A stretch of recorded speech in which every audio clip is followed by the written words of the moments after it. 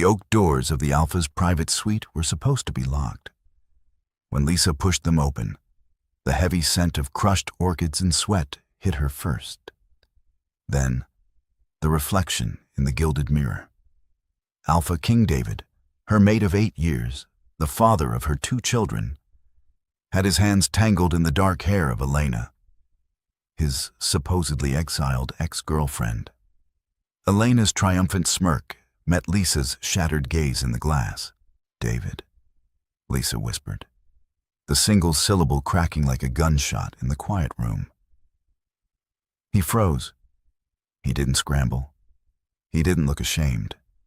He slowly turned, his bare chest heaving, his eyes flashing a dangerous, unapologetic gold. "You shouldn't be in here, Lisa." The sheer audacity of his words paralyzed her. Lisa stood in the doorway, the plush Persian carpet suddenly feeling like quicksand beneath her boots. She didn't scream. The betrayal was too vast, too absolute for something as simple as noise. It was a physical blow, a cold blade slipping between her ribs, twisting as David calmly reached for his discarded shirt. "Get out, Elena," David commanded, his voice holding the low, rumbling timbre of the Alpha King. Elena pouted, adjusting the silk robe she had stolen from Lisa's own closet. "David, surely we don't have to." "Out." The single word vibrated with a power that made the glass fixtures in the room rattle. Elena's smirk faltered, and she slipped past Lisa, leaving behind a suffocating trail of orchid perfume. The door clicked shut. The silence that followed was deafening. "I can explain the logistics of this, Lisa, if you will just calm down," David said, buttoning his cuffs as if they were discussing a minor discrepancy in the pack's financial ledgers. "Logistics?" Lisa's voice trembled, but she forced her chin up. The initial shock was receding, leaving behind a tidal wave of burning, crystalline clarity. "You brought her into our home, into our bed. There are no logistics, David. We are done." She turned on her heel, her mind immediately shifting from her shattered heart to the only 2 things that mattered: Leo and Mia. "Don't be dramatic," David called out, his heavy footsteps following her down the sprawling marble corridor. "You are the Luna, my queen. That doesn't change just because I have needs you refuse to understand. Elena is a comfort, a reminder of my past. You are the mother of my heirs." Lisa broke into a run. She reached the nursery wing, bursting through the double doors. The nanny, a sweet older wolf named Martha, jumped up from her rocking chair. "Luna?" Martha gasped. "Where are they?" Lisa demanded, tearing a duffel bag from the closet and haphazardly throwing Leo's favorite dinosaur and Mia's security blanket inside. "They are in the gardens with the tutors." "But Luna, what is happening?" Before Lisa could answer, David's shadow filled the doorway. He signaled to Martha with a flick of his wrist. The nanny bowed her head and scurried past him, closing the doors. They were alone. "Put the bag down, Lisa," David warned softly. "I am leaving, and I am taking Leo and Mia." She zipped the bag, her hands shaking so violently she scraped her knuckles against the metal. David chuckled. It was a cold, terrifying sound. "You are leaving?" "Perhaps, but you are taking nothing, especially not my bloodline." "They are my children," Lisa shouted, the facade of control finally snapping. She lunged forward, but David caught her wrists with effortless, bruising strength. "They are my heirs," he corrected, his golden eyes narrowing. "They belong to the crown. They belong to this pack. What court will give them to you? Human laws do not apply to our sovereign wealth, and pack law dictates the Alpha retains all rights to royal offspring. You have nothing, Lisa. No money of your own, no territory, no power. I will fight you. I will expose you to the council. The council? David stepped closer, his imposing frame forcing her backward until her spine hit the wall. The council cares about strength, not fidelity. If you try to take my children, I will declare you unstable. A rogue risk. I will have you locked in the sanitarium at the northern border, and you will never see them again.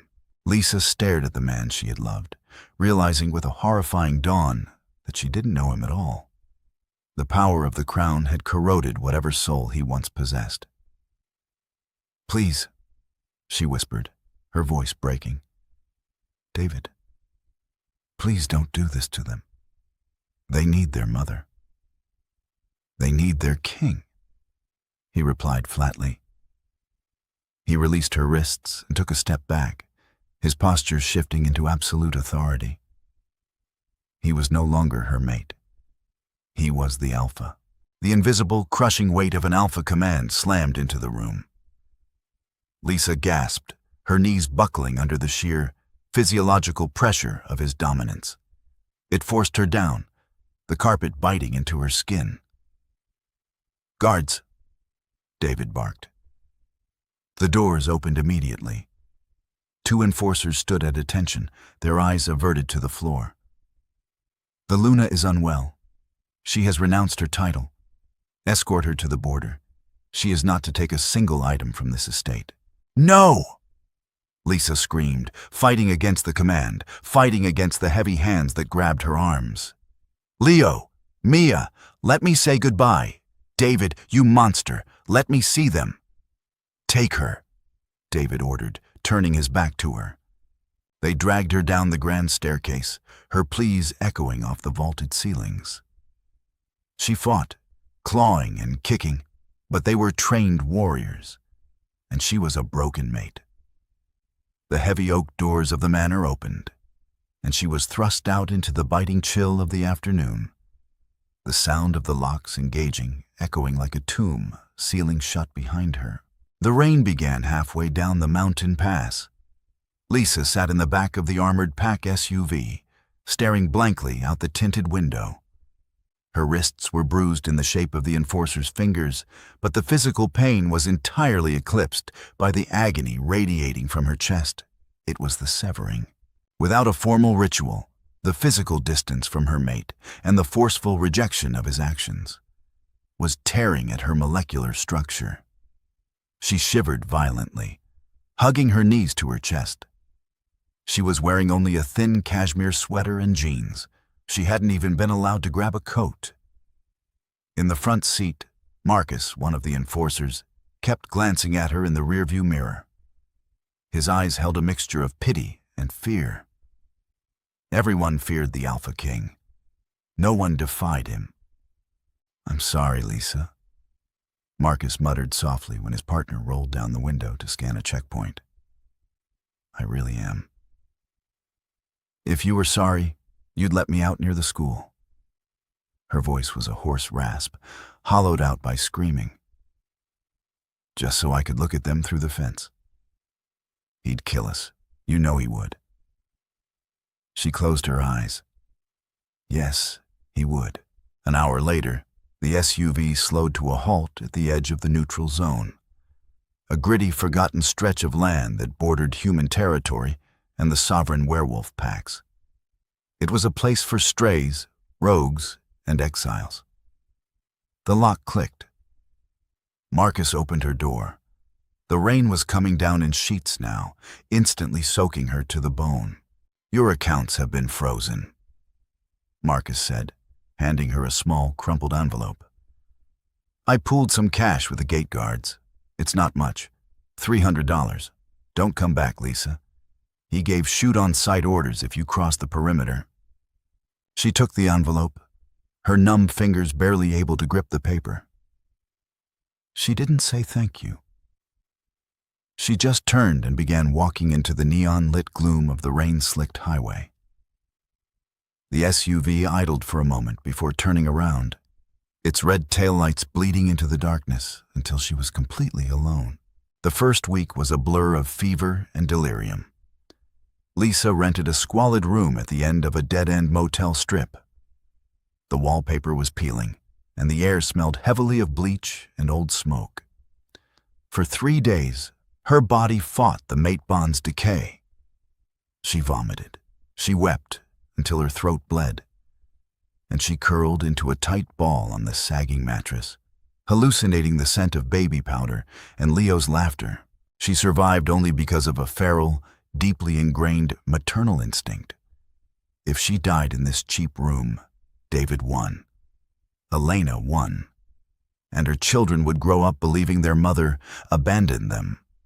By the second month, the raw, bleeding wound of her exile had calcified into a cold, hard stone of resolve. $300 evaporated quickly. She pawned her wedding ring, the only valuable thing she had on her person, for a fraction of its worth to a sleazy pawnbroker who knew she was desperate. It was enough to secure the room for another month and buy a pair of cheap, sturdy work boots. She found a job at the Bellwether Diner, a 24-hour joint sitting right on the fault line of human and shifter territories.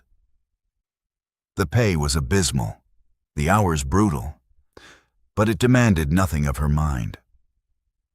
She wiped down sticky tables, poured endless pots of cheap coffee, and learned to mask her scent with harsh lemon soap so the passing shifter patrons wouldn't recognize the smell of a fallen Luna. Every single penny went into a rusty coffee can under her floorboards.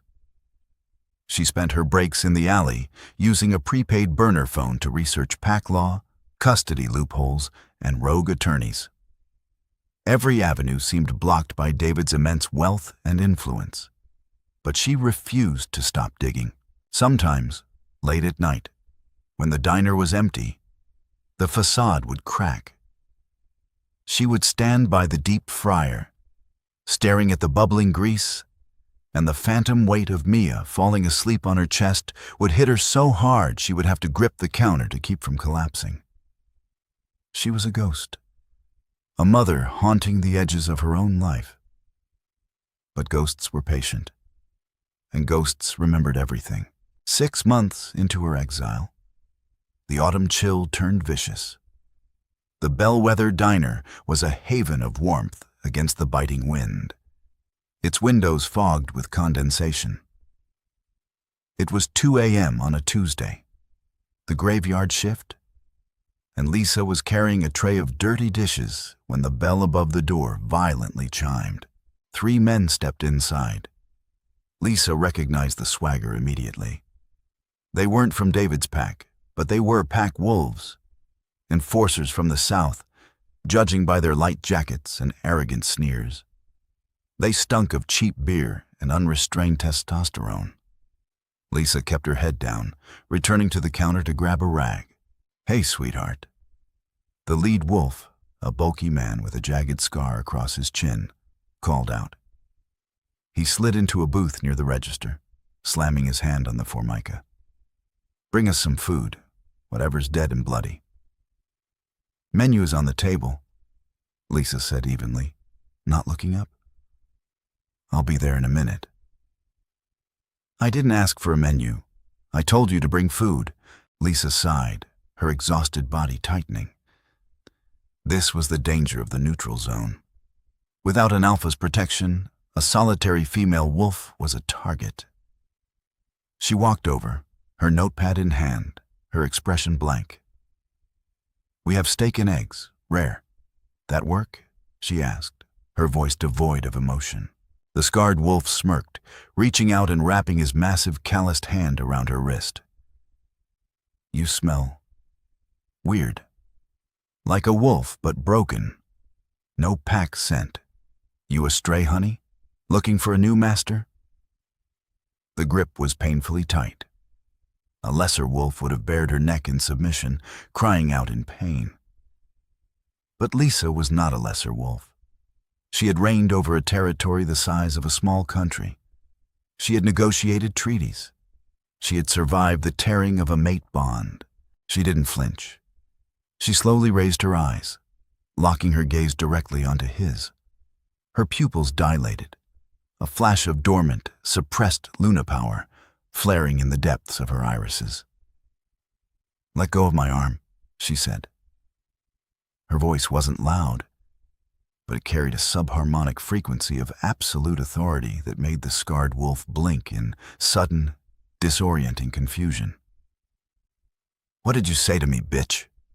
he snarled, recovering his ego and tightening his grip, attempting to drag her across the table. Lisa didn't hesitate. With her free hand, she grabbed the scalding, full pot of black coffee from the nearby warming plate. In one fluid, vicious motion, she smashed the heavy glass carafe directly against the side of his skull. The glass shattered.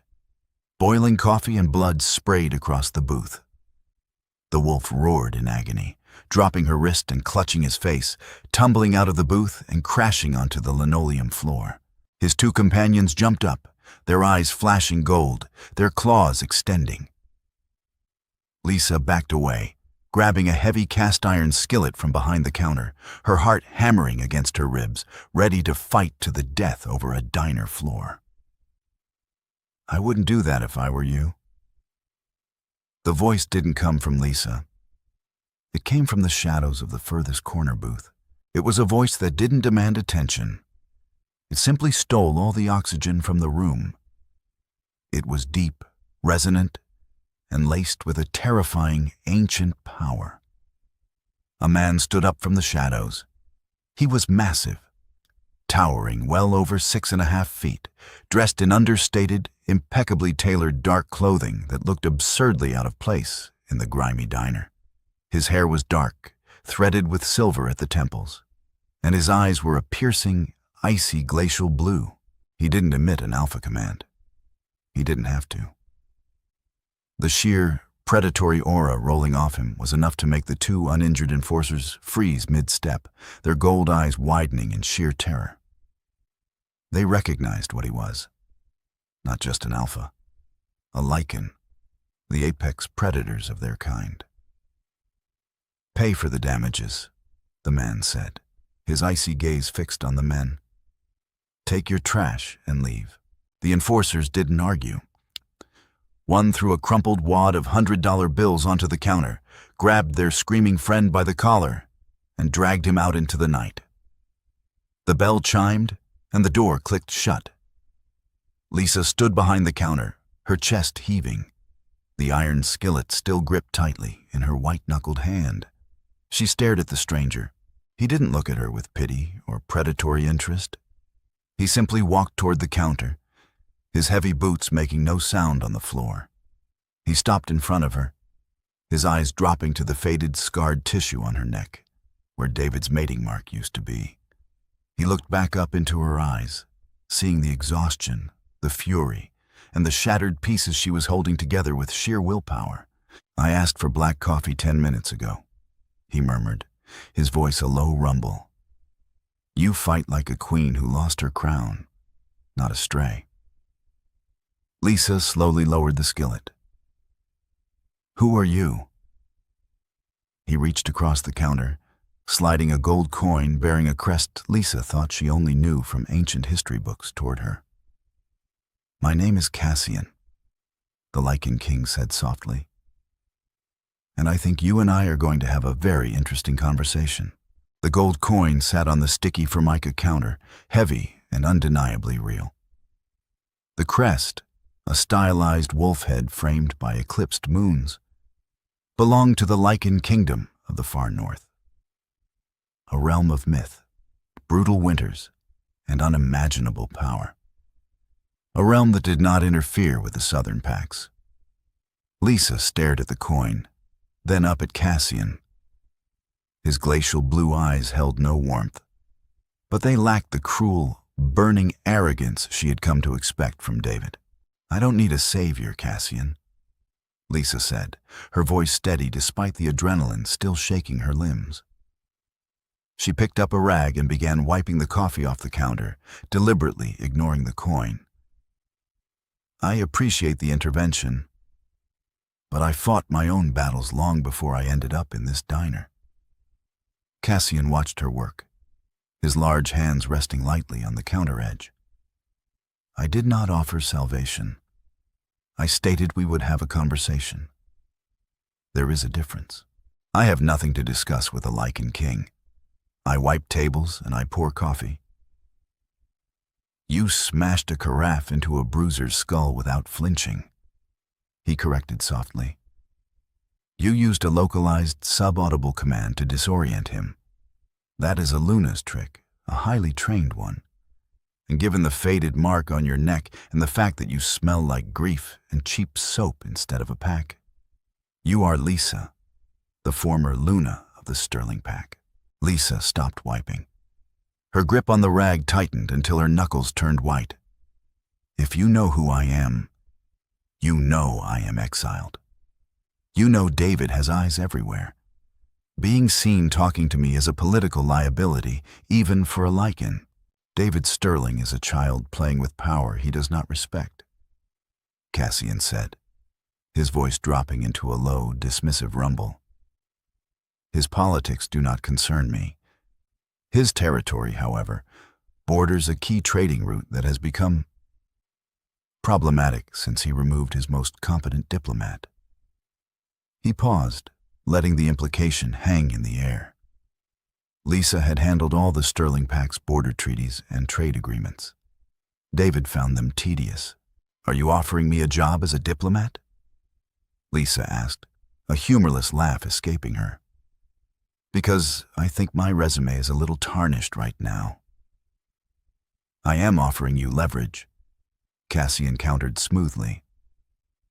He picked up the gold coin and flipped it between his fingers.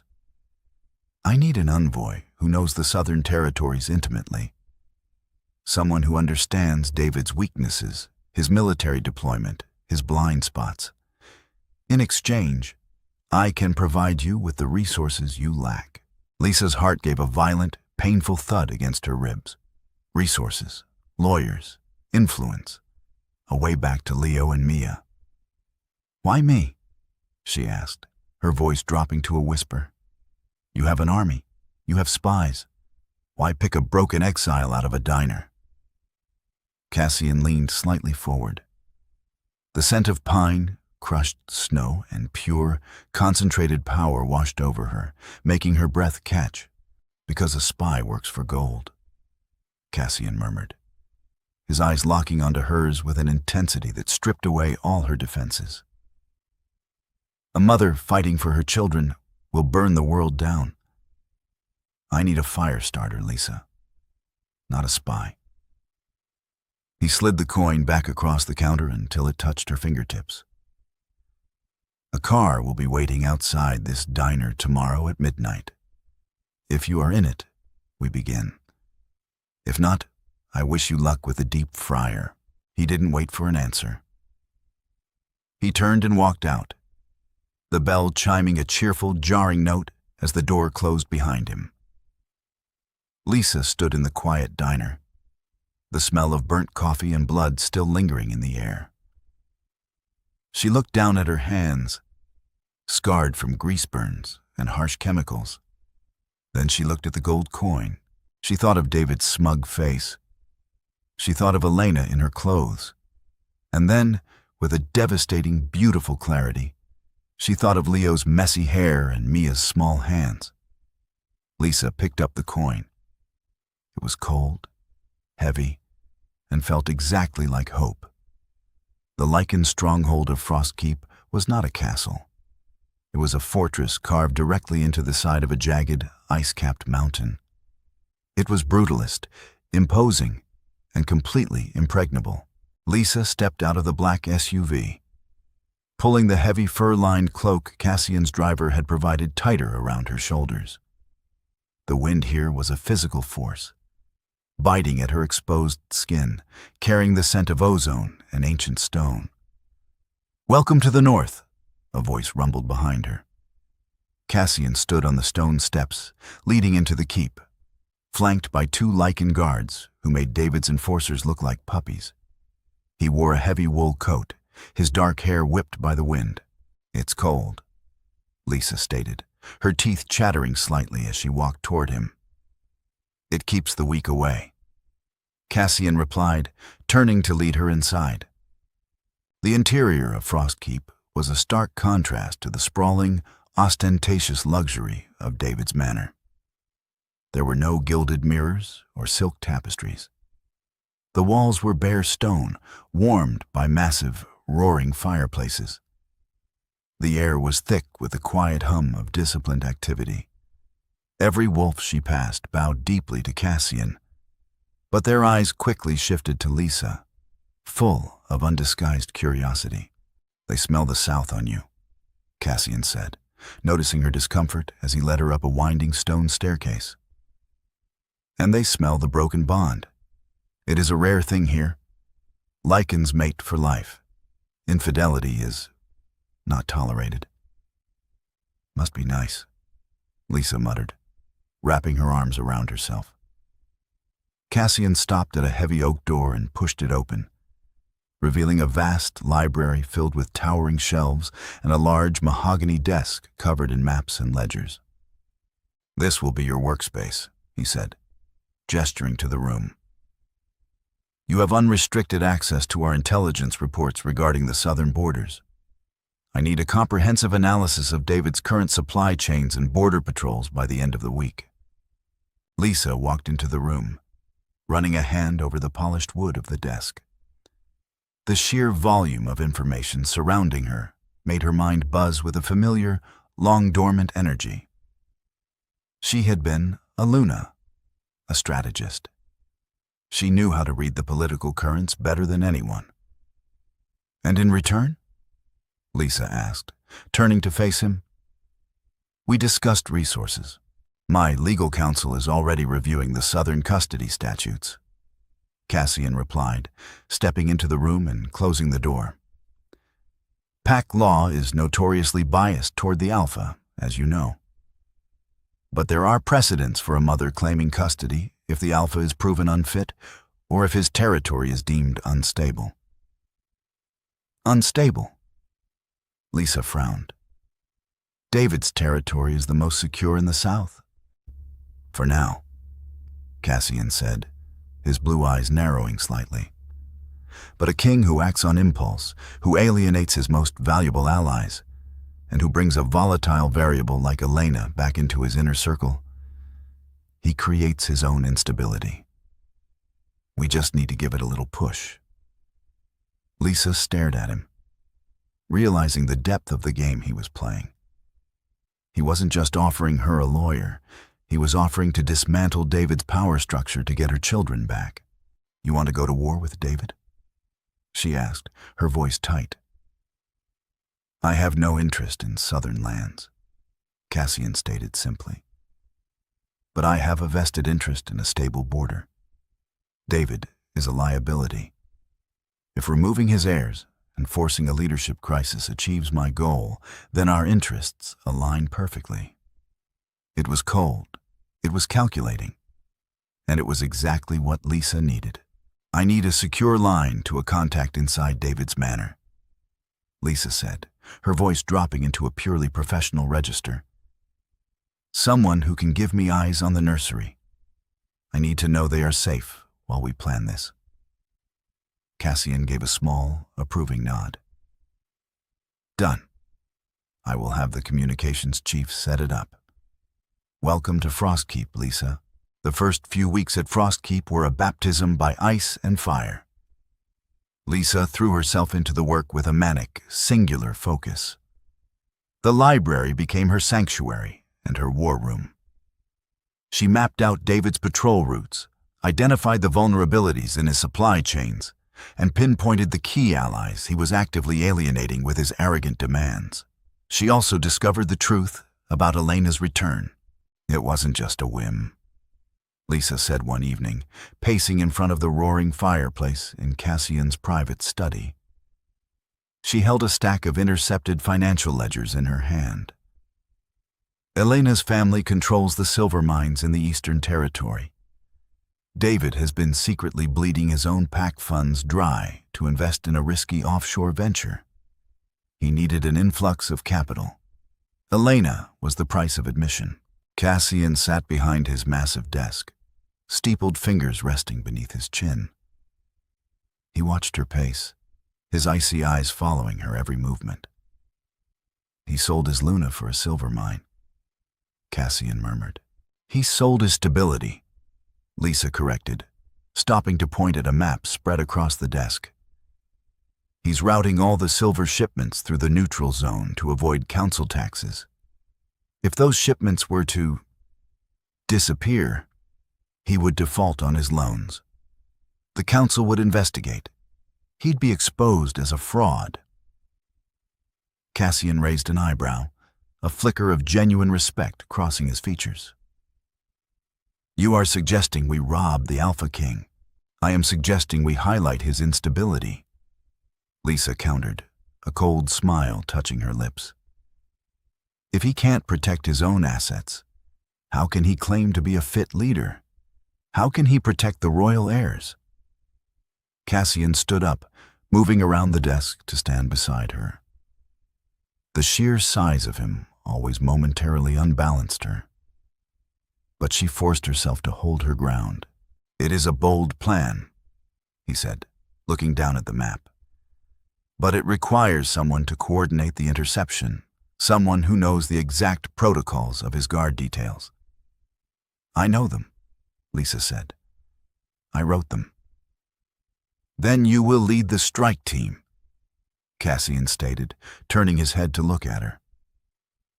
Lisa blinked, stunned. "Me? I'm a strategist, Cassian. I'm not a warrior. I haven't fought since my training days.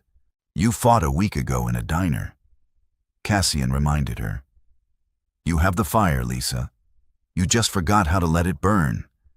If you want to take down a king, you cannot do it from behind a desk. You have to be in the field." He reached out, his large hand gently touching her shoulder. It was the first time he had initiated physical contact, and a jolt of heat shot through her skin, startling her. "I will train you," Cassian said, his voice dropping to that low, resonant rumble that made the air vibrate. "I will teach you how a Lycan fights. And when you are ready, you will take back what is yours."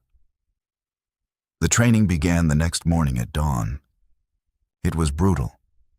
Cassian did not hold back, and he did not accept excuses. He pushed her to the absolute limits of her physical endurance, forcing her to rely on instinct, speed, and the dormant Luna strength she had buried under years of domesticity. They fought in the snow, in the mud, and in the cavernous training halls of the keep. He taught her how to use her smaller size to her advantage, how to anticipate a heavier opponent's movements, and how to strike with lethal precision. And slowly, amidst the bruises and the exhaustion, something inside Lisa began to shift. The crushing weight of the exile, the agonizing pain of the severed bond, began to forge itself into a sharp, unbreakable weapon. She wasn't just fighting for her children anymore. She was fighting for herself. One evening, after a particularly grueling session in the courtyard, Lisa collapsed onto the snow, gasping for air, her muscles screaming in protest. Cassian stood over her, breathing evenly, not a drop of sweat on his brow. "Get up," he commanded softly.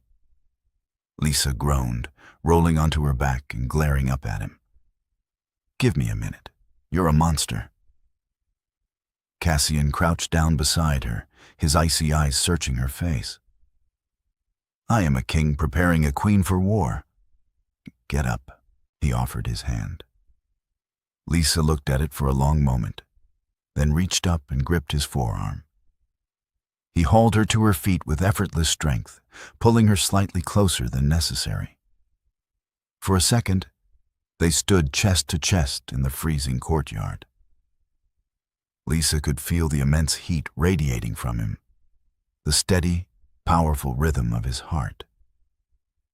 She looked up into his eyes and saw something there that hadn't been there before. Not just respect, a quiet, terrifying intensity. "You are ready?" Cassian murmured, his gaze dropping briefly to her lips before returning to her eyes. Tomorrow, we take the silver. The Blackwood Pass was a narrow, treacherous stretch of road, cutting directly through the neutral zone. It was bordered by sheer cliff faces on one side and a plunging ravine on the other. It was also the exact route Lisa had advised David never to use for heavy transport. "They will be here in 4 minutes," Lisa whispered, her breath blooming in white clouds in the frigid air. She was crouched on a rocky outcropping 50 feet above the road, swathed in white winter camouflage. Beside her, Cassian lay perfectly still, a massive sniper rifle resting on his shoulder. He wasn't aiming to kill. The rifle was loaded with concentrated wolfsbane tranquilizer darts. Around them, hidden in the tree line and the rocks, were 20 of Frostkeep's most elite Lycan operatives. "You are certain of the formation?" Cassian asked, his eyes glued to the scope. 2 Vanguard SUVs, the armored transport, and a rear guard. Lisa recited mechanically. "They change radio frequencies at the mile marker. There's a 30-second window of dead air while the systems sync.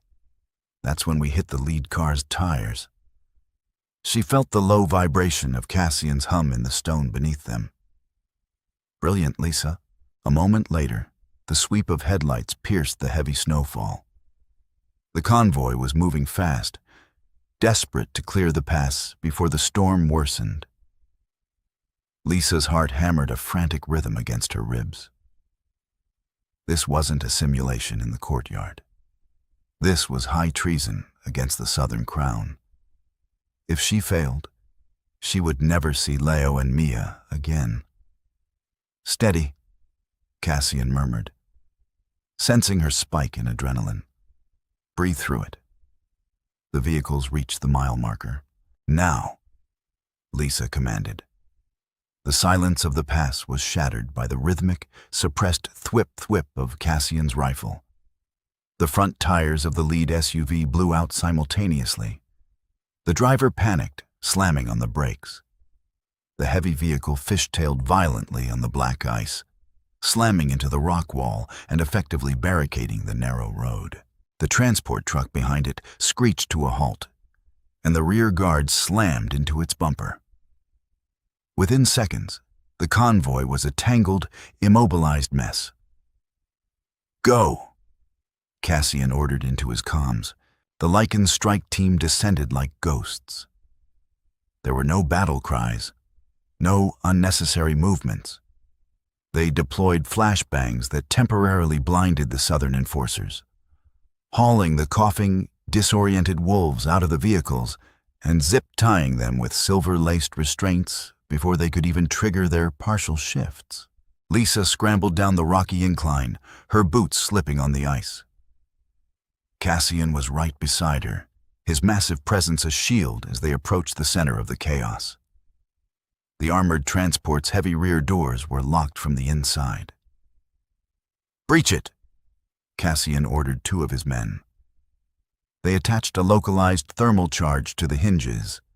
A brilliant blue flash, a deafening crack, and the doors groaned open.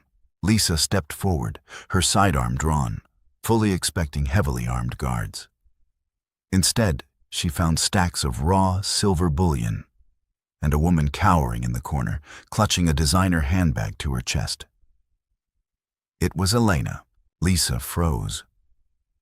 Elena looked up, her mascara running down her pale, terrified face. The sheer absurdity of it almost made Lisa laugh. David hadn't just trusted Elena with his pack's financial stability. He had sent his mistress to personally oversee the smuggling operation to her family's mines. "Lisa!" Elena gasped, her eyes wide with disbelief, as she took in the tactical gear, the snow, and the imposing, terrifying Lycans flanking her. What are you doing here?" Lisa slowly lowered her weapon, a deep, chilling calm settling over her. The woman who had sneered at her in the mirror 6 months ago was gone. In her place was a fragile, terrified pawn playing a game she didn't understand. "Securing my pack's assets," Lisa said coldly. "You can't do this," Elena stammered, scrambling backward until she hit the wall of silver. "David will kill you. He's the Alpha King." "David is a bankrupt fraud," Lisa corrected softly. She stepped into the transport, leaning down so she was eye level with the shivering woman. And when the High Council realizes he has defaulted on his loans and lost millions in unregistered silver, he won't be king for long. You tell him that. Tell him the ghost he threw out of his house is the one who burned his empire to the ground. Lisa turned her back on Elena and stepped out of the truck. She looked up at Cassian. His glacial eyes were blazing with something akin to awe. "Load the silver," Cassian commanded his men. "Leave the woman. She is the messenger." As they drove away into the howling storm, leaving David's ruined convoy behind, Lisa leaned her head against the cold window of their SUV. Her hands were shaking, but not from fear. It was the intoxicating, terrifying rush of power. She felt Cassian's large hand slide over hers, his warm fingers interlacing with her icy ones. He didn't say a word, but the steady pressure of his grip was a vow. The board was set. It was time for checkmate. The collapse of David's reign was not a slow decline. It was a guillotine dropping. Within 48 hours of the silver interception, the High Council's auditors descended upon the Southern Territory. The missing shipment triggered immediate default clauses on David's offshore loans. The sheer scale of his embezzlement, fueled by his desperate attempts to satisfy Elena's family, was laid bare for the entire supernatural community to see. When Cassian's armored motorcade pulled up to the wrought iron gates of the Southern Manor 3 days later, there were no guards standing at attention. The estate felt hollowed out, a monument to a fallen king. Lisa stepped out of the vehicle, flanked by Cassian and 4 Lycan guards. She wore a tailored black coat, her posture straight, her chin held high. She wasn't sneaking through the servants' entrance this time. The heavy oak doors of the manor were wide open. Council members in their dark robes milled about the foyer, cataloging assets. David stood at the base of the grand staircase, looking haggard. He hadn't shaved, and the golden arrogance that usually radiated from him had dimmed to a frantic, paranoid flicker. He was arguing with a council elder when he saw her. "You," David hissed, shoving past the elder. He pointed a trembling finger at Lisa. "You orchestrated this. You stole my cargo." "I don't know what you're talking about, David," Lisa said smoothly, her voice echoing in the cavernous foyer. "I've been living a quiet life in the north, but I heard the council deemed you unfit to rule due to gross financial negligence and instability." "I am the Alpha King," David roared, his eyes flashing gold as he tried to unleash his command. The heavy, oppressive weight of his will crashed toward her, intended to force her to her knees just as it had months ago. Lisa didn't flinch. She simply let out a slow breath. Before the command could even reach her, Cassian stepped forward. The Lycan King didn't shout. He didn't bare his teeth. He merely let his own aura drop, uncoiling the ancient, suffocating pressure of a true apex predator. The temperature in the room plummeted. The windows rattled violently in their frames. David's command shattered like brittle glass against a steel wall. The Southern King gasped, stumbling backward, his knees buckling beneath him as Cassian's dominance drove him toward the floor. "You will not raise your voice to her," Cassian rumbled, his voice shaking the dust from the chandeliers. "And you will never attempt to use your parlor tricks on her again." David choked, staring up at Cassian with absolute terror. The council elders watched in stunned silence. A Lycan king hadn't intervened in southern politics in centuries. "I am here for my children," Lisa said, stepping past David's kneeling form. She didn't look at him anymore. He was already a ghost. She ran up the grand staircase, her heart threatening to beat out of her chest. She ignored the frantic calls of the remaining staff, navigating the familiar corridors until she reached the nursery wing. Martha, the nanny, was standing guard outside the doors. When she saw Lisa, she burst into tears and stepped aside. Lisa pushed the double doors open. The room was dark, the curtains drawn. Sitting in a small tent made of blankets in the corner were two small figures. "Leo! Mia!" Lisa choked out, her professional composure instantly dissolving into raw, desperate motherhood. A tiny, dark-haired head poked out of the blankets. 6-year-old Leo's eyes widened. "Mama?" 4-year-old Mia scrambled over her brother, her little face streaked with tears. "Mama." Lisa dropped to her knees on the plush carpet, throwing her arms open. The impact of their small bodies colliding with hers was the most profound, agonizingly beautiful pain she had ever felt. She buried her face in their hair, inhaling the scent of baby shampoo and warm skin, sobbing openly. "I'm here," she whispered fiercely, rocking them back and forth. "I'm here, and I'm never, ever leaving you again. We're going home." "To the manor?" Leo asked, his voice muffled against her shoulder. Lisa pulled back, cupping her son's face, wiping away his tears with her thumbs. She looked past them to the doorway, where Cassian stood quietly, his massive frame taking up the entire entrance. His icy eyes were astonishingly gentle as he watched them. "No," Lisa said, a true radiant smile breaking across her face for the first time in months. "We're going somewhere much better. We're going to the snow." The transition to Frostkeep was a delicate dance. For the first few weeks, Leo and Mia were terrified of the towering stone fortress and the massive Lycans that patrolled its halls. They clung to Lisa, refusing to leave her quarters. Lisa was patient. She knew the trauma David had inflicted upon them, the whispered lies that she had abandoned them. She spent every waking moment rebuilding that bridge, coloring on the floor, reading stories by the roaring fire, and slowly introducing them to the Northern Court. The turning point came not from Lisa, but from Cassian. One afternoon, Lisa had stepped into the adjoining room to take a call from her newly appointed Southern liaisons. When she returned, her heart leaped into her throat. Cassian was sitting on the floor of the private library. He looked entirely out of place, his broad shoulders hunched over. Sitting in his lap was Mia, holding a small wooden block, chattering happily about a snow fox she had seen out the window.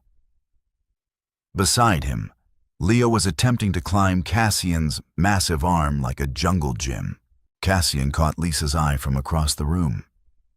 He didn't move to dislodge the children. He simply gave her a small, incredibly soft smile. He is going to be a perfect father. The thought struck Lisa with the force of a physical blow. It was a terrifying, beautiful realization.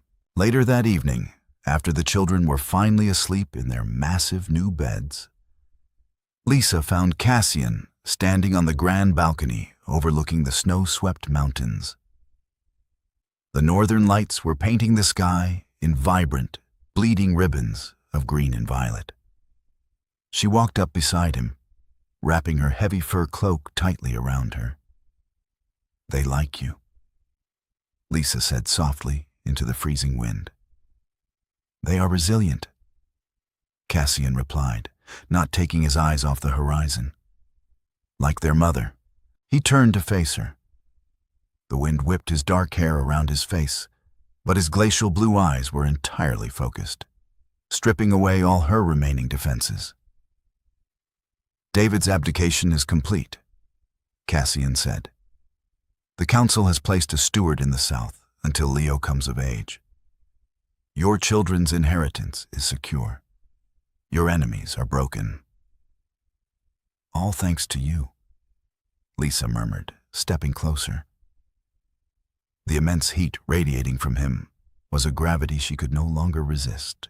And no, Cassian corrected, his voice dropping into that low rumble that made her pulse race. Thanks to your brilliant, vicious mind, I simply gave you the arena. He reached out, his bare hand gently tracing the line of her jaw. His thumb brushed over the faded, almost invisible scar of David's old mating mark. My court needs a Luna, Cassian whispered, stepping into her space. And I need a mate. I do not want a subordinate, Lysa. I want a partner who can build an empire and burn down my enemies. I want you. Lysa looked up at the terrifying, beautiful Lycan king who had walked into a greasy diner and handed her back her agency. She thought of the cold, heavy gold coin he had pushed across the counter. It hadn't just been a lifeline. It had been an investment in her soul. Lycan's mate for life. She breathed, her heart hammering. Infidelity is not tolerated. Cassian's hand slid to the back of her neck, pulling her flush against his chest. I would burn the world to ash before I ever betrayed you. When his lips finally met hers, there was no hesitation, no holding back. It was a collision of ice and fire, a searing absolute claim that rewrote every broken part of her spirit. The bond snapped into place instantly, not forced, not commanded, but freely chosen, tying their souls together with unbreakable, golden threads. A year later, the Southern Pack was a distant memory. Lysa stood in the grand hall of Frostkeep, a crown of intertwined silver and diamond resting upon her dark hair. The Northern Court roared their approval, the sound echoing off the ancient stone walls. She was queen of the Lycans. She was the architect of the new border treaties. But as she looked down at the front row, where Cassian stood holding a wildly cheering Mia on his shoulders, while Leo proudly clapped beside him, she knew her greatest title had never changed. She was a mother, and she had won. Lysa's journey from a discarded, shattered Luna in a roadside diner to the most powerful Lycan queen in history proves that a mother's love is the ultimate catalyst for reinvention. She didn't just survive betrayal. She weaponized her grief, outsmarted a corrupt king, and forged a new destiny built on mutual respect and unbreakable loyalty with Cassian. Her triumph reminds us that true power isn't about dominion, but about the fierce, unyielding protection of those we love. If you enjoyed this story of betrayal, revenge, and ultimate redemption,